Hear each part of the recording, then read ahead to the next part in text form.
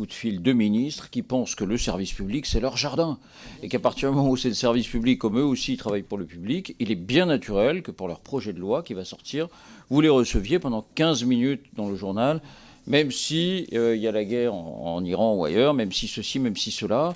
Donc ça, en général, on identifie les personnes, on les connaît, on en plaisante entre nous. Et là aussi, s'il y a une symbiose, on se dit, ah, toi aussi, tu as reçu un coup de fil d'un tel, ben oui, encore un coup de fil d'un tel. Mais de temps en temps, on peut aussi recevoir un tel si on juge qu'il y a vraiment une nécessité à répondre. Et ce que je dis pour les politiques vaut aussi pour le milieu culturel. Un metteur en scène connu, installé, peut aussi vous faire les mêmes demandes. Un dirigeant d'entreprise, un dirigeant de syndicat peut aussi vous faire les mêmes demandes, parfois avec beaucoup d'insistance.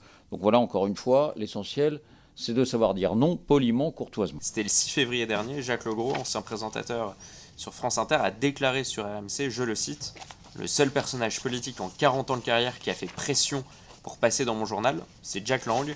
On m'a imposé de le recevoir sur France Inter, il n'était plus ministre à l'époque, mais il rentrait de Chine. » Est-ce que vous avez, vous aussi, déjà reçu ce type de consignes de la part de votre direction, de la part de l'Élysée, de la part de Matignon? Peut-être que je serais trop optimiste si je disais que ça n'est jamais arrivé.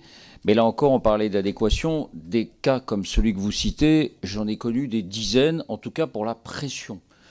Mais le sentiment que je retire de mes 16 années aux 20 heures de France 2 et même avant d'ailleurs dans le privé, c'est que quand on décide que ça vaut le coup, on y va. Quand on pense que ça ne vaut pas le coup, on le dit, encore une fois, gentiment, poliment. Très souvent, on vous appelle vous. Alors, il y a plusieurs méthodes. Il y a la méthode du faux copinage. Une personne que vous avez croisé 2 fois, qui vous tutoie et qui vous dit c'est très sympa de se voir bientôt. Mais oui, comment vont les enfants, etc.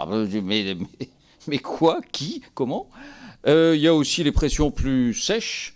J'ai vu le président qui m'a dit qu'évidemment, ce serait tout à fait bien qu'on puisse organiser ça. Voilà, il y a 1000 sortes l'entreprise ou président de la République? Là, je parle du président de la République. D'accord. Un ministre qui se prévaut du président, ce qui ne changerait rien d'ailleurs non plus. Enfin, je veux dire. Donc voilà, il y a 1000 méthodes et encore une fois, c'est pas si difficile de décliner poliment.